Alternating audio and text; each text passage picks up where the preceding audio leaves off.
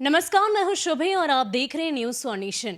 इस वक्त हमारे साथ हम के पूर्व कार्यकारी अध्यक्ष धीरेन्द्र कुमार मुन्ना हैं। आपको बता दें कि पार्टी से पिछले कुछ दिनों से इन्होंने दूरी बनाई थी, लेकिन अब फिर से एक बार इनकी घर वापसी हुई है। अब ऐसे में जानते हैं कि पार्टी को लेकर इनका क्या कुछ कहना है। सबसे पहले सर, आपका हमारे चैनल पर बहुत बहुत स्वागत है। मेरा पहला सवाल यही होगा कि पार्टी में वापसी को लेकर आप क्या कुछ कहेंगे। देखिए, पार्टी से दूरी हमारी तो नहीं थी, क्योंकि सैद्धांतिक रूप से कहीं न कहीं मैं लगातार जुड़ा हुआ हूँ। चुनाव के जाने समय में तकनीकी कारणों से मैंने पार्टी से इस्तीफ़ा दिया था। आज मुझे महसूस हुआ कि नहीं, पार्टी को मजबूत करना है, तो मैं आ गया पार्टी में और हमारे नेता ने मुझे आशीर्वाद दिया। मैं इस्तीफ़ा भी दिया था, तो मैंने कहा था कि गरीबों की लड़ाई लड़ने के लिए मैं चुनाव में जा रहा हूँ। आशा करता हूँ कि आप मुझे ऊपर आशीर्वाद बनाए रखेंगे। और मैं आज के डेट में बिहार में इस समाजवादी धुरी के और गरीबों के नेता मात्र एक आदरणीय जीतन राम मांझी जी हैं। तो ऐसे समय में मैं समझता हूं कि पार्टी को मजबूत करने का ज़रूरत है और मेरी आवश्यकता है। मैंने महसूस किया और मैंने पार्टी को फिर से ज्वाइन किया। जी जी। लेकिन इन सब के बीच अगर पार्टी की हालिया स्थिति की बात की जाए और बिहार की जनता के लिए पार्टी का क्या रुख है, क्या प्लानिंग है। एक तो बिहार के मुख्यमंत्री आदरणीय नीतीश कुमार जी लगातार बिहार के लिए काम कर रहे हैं। हमारे नेता उनके साथ कंधा में कंधा मिलाकर चल रहे हैं और सदैव गरीबों की बात करते हैं, चाहे वो किसी भी वर्ग का हो, किसी भी जात का हो। तो ऐसे समय में बिहार का विकास और तेज़ गति से होगा और अंतिम पायदान पर खड़े समाज से हमारे नेता आते हैं। तो जितनी जानकारी गरीबों की हमारे नेता को, हमारी पार्टी को है, उसका निश्चित तौर पर फ़ायदा बिहार के गरीबों को मिलने वाला है। जी। लेकिन अगर बिहार के गरीबों की बात की जाए या फिर अगर हम की पर्टिकुलर हम लोग रुख की बात करें, तो हम की प्लानिंग क्या है। जैसे आपने गरीबों की तो चर्चा की, लेकिन उसको लेकर किस तरीके से पार्टी प्लानिंग कर रही है।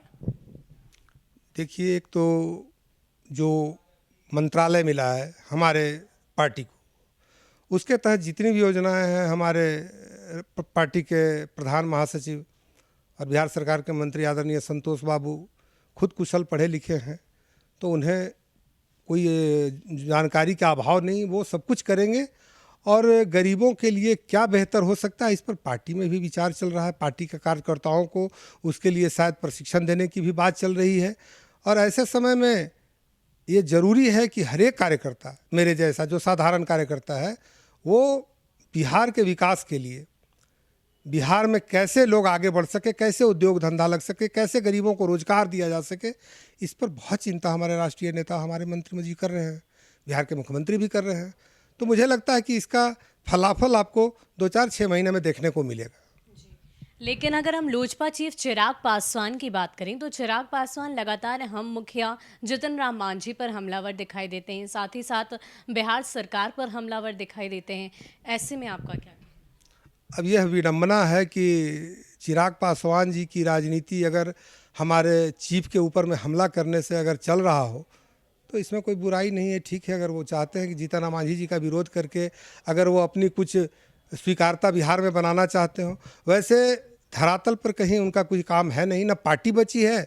और आदरणीय रामविलास पासवान जी के समय में मैं तो उनकी बड़ा इज्जत करता हूँ, उसको इन्होंने ढो नहीं पाया। बिहार को विकास से विमुख करने का एक असफल प्रयास उन्होंने किया है। मैं समझता हूँ कि बिहार के युवा उन्हें माफ़ नहीं करेंगे और बिहार में स्वीकारता में भी उनको बहुत वक्त लगेगा। और हमारे नेता का चर्चा करना और उनका विरोध करना मात्र से ही अगर उनकी राजनीति का एक लक्ष्य है, तो करते रहें, मुझे कोई एतराज़ नहीं है। और अगर तेजस्वी यादव की बात की जाए, नेता प्रतिपक्ष की बात की जाए, तो पिछले कई दिनों से बिहार विधानमंडल में बजट सत्र चल रहा है और इस बजट सत्र के दौरान लगातार बिहार सरकार अलग अलग मुद्दों पर और उनके मंत्रियों पर भी तेजस्वी यादव की ओर से कई सारी बातें कही जा रही हैं। आपराधिक मामलों को लेकर जिक्र किया जा रहा है। ऐसे में आपका क्या कहना है। तेजस्वी यादव लगातार हमलावर दिखाई दे रहे हैं। देखिए, ये भी मैं कहूँगा तो राजद की विडंबना है। उनके कार्यकर्ता हों चाहे नेता हों, हमलावर सभी हैं। जो विधानसभा में जीत के चले आते हैं, वो बिना तौर तरीके के यहाँ हमला करते हैं और हल्ला करते हैं। जो कार्यकर्ता हैं वो अपने तरीके से लाइन एंड ऑर्डर पे हमला करते हैं। तो जिनका कोई एथिक्स नहीं है राजनीति में, जो बिहार के बारे में सोच नहीं सकते हो, महज कुछ लोगों की पार्टी है, ये एक गुट है, एक गिरोह है, और वो एन केन प्रकरण किसी भी तरह से बिहार के सत्ता पर काबिज होके और फिर से वो पुरानी बात नंगा नाच करवाना चाहते हैं। तो उसी का एक मात्र प्रदर्शन बिहार विधानसभा के अंदर में देखने को मिलता है। बल्कि मैं तो कहता हूं कि अगर वो इस तरह से बिहार विधानसभा में करते रहे तो बहुत अच्छी बात है कि लोग बिहार के बहुत ही समझदार हो गए हैं 15 साल में, इनको जानते हैं, इसीलिए इनको आने नहीं देते हैं, और इसी चीज़ को वो लोग समझ नहीं पाते हैं। तो मैं तो समझता हूँ उनका हमला करना हम लोगों के लिए काफ़ी अच्छा है। तो बहुत बहुत शुक्रिया सर आपका हमारे चैनल से जुड़ने के लिए।